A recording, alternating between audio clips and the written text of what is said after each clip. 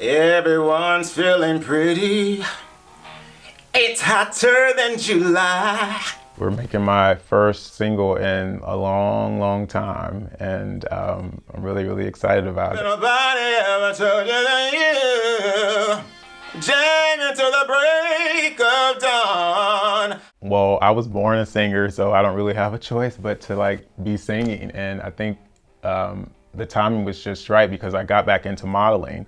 It just jumped off, and I felt like, okay, if I can do this modeling thing, then I probably can do the music too, get back into that. That's what I'm really passionate about. I'm not passionate about modeling. I am passionate about photography, but modeling, not so much. Music is my heartbeat, and I feel good when I'm singing. So it was just, the stars were aligned and it was just right. We'll be down until the break of dawn. Today at Night Sound Studios, I am laying the guitar track for Orlando and his rendition of Master Blaster by Stevie Wonder.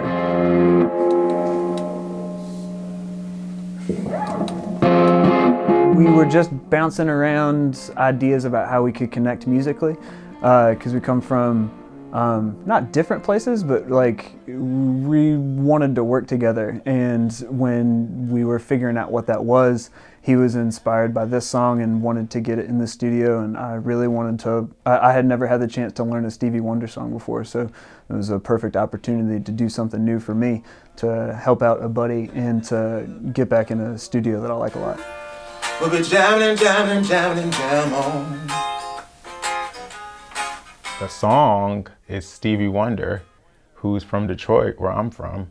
So I grew up off of all the great singers. You know, my mother taught me if you want to be a great singer, you need to watch the great singers. And my favorite singers, mother also told her the same thing. Stevie, that was just a song that I've always loved. And I wanted a song that was gonna showcase me in a way that I felt like the most people would be able to relate to me. And it's just a song about triumph and overcoming. The song, the Master Blaster, the original one from his 1980 album, Hotter Than July, was talking about Nelson Mandela being incarcerated and everything that was going on in South Africa at the time. And so I've changed a few lyrics to fit what's going on right now in North Carolina with this whole HB2 situation. I'm not a political person. However, I'm a human being and I have, an opinion, and it is expressed in this situation. Owen is one of my dearest friends and also a member of Second Husband band. I automatically wanted to do an acoustic version of it. I was like, we have to do something different. We're not gonna, try to redo Stevie, because you can't redo Stevie like he's Stevie Wonder, and so we gotta make it our own. So I said an acoustic version, it's just me and you, because I actually saw it show at Slim's downtown. Mm-hmm. And when he did his thing, I was like, okay, I had a vision.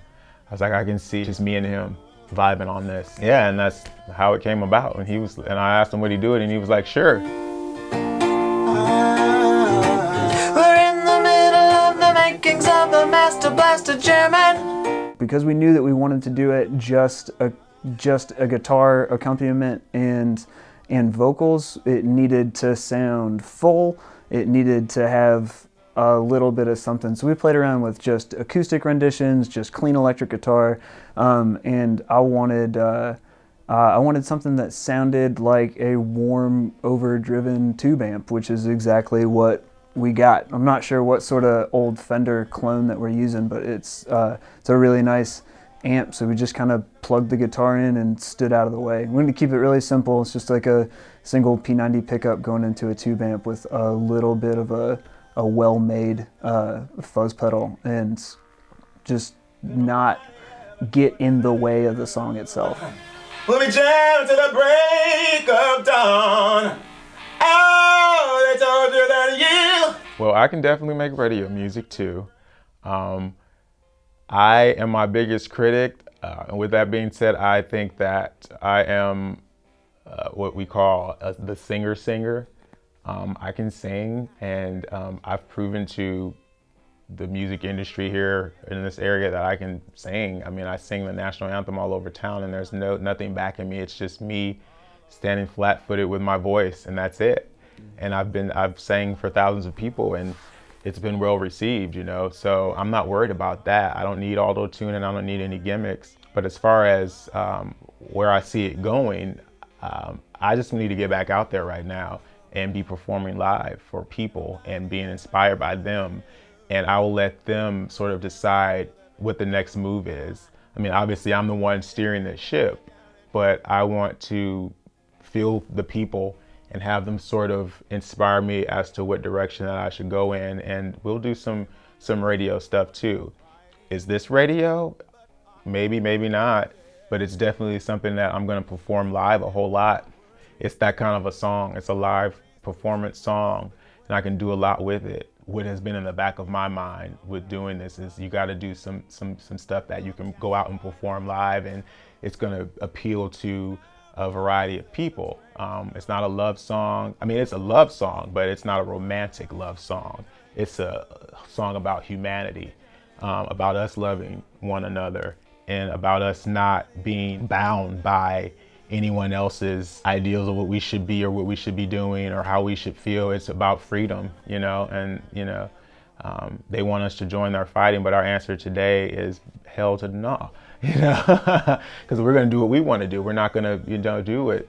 We're not going to be controlled. We're going to be happy and we're going to be free. And that's what the song is about. And anybody can relate to that. Everybody wants to be happy and free, happy, joyous, and free. So I'm just jealous I don't have my own copy of Jet to use as inspiration. Working with Lando is a lot of fun because it is a voice that is very different from my own and is really kind of helping me expand my own horizons musically. Working on a song that I wouldn't have had probably the cause to do under my own steam, and being able to focus on my own musicianship is just a breath of fresh air. It's a really cool and different kind of creative outlet for me, and I'm enjoying it. And the folks at Night Sound in Carborough, North Carolina, run a really tight shop, and they're friends of mine. So being here is really comfortable and fun, and kind of feels like home.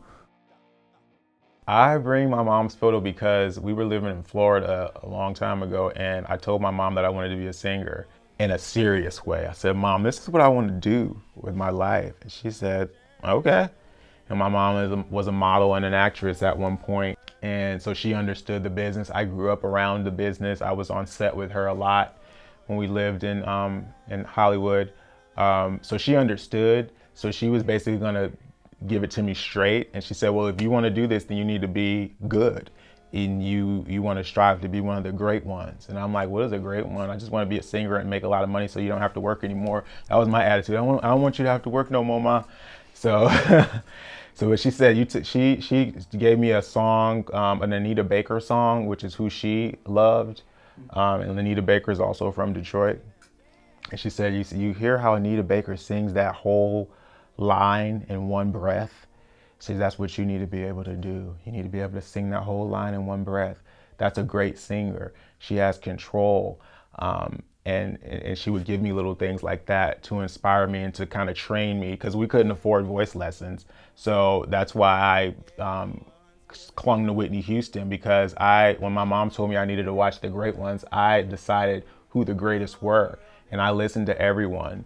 And when I heard Whitney Houston's voice, I said, that is the greatest singer that I have ever heard. And then I started looking at her stats, and her stats backed it up. And I'm like, okay, well, I'm not the only one who feels this way. This is not a unique feeling. Everybody thinks she's great. And so, you know, my mother is my inspiration, even though she's not here anymore.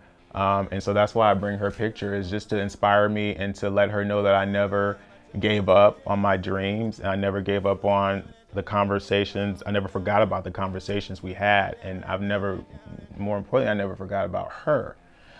I never forgot about her, and I never forgot about what she taught me and what she told me. It's what's gotten me to this point, basically, you know.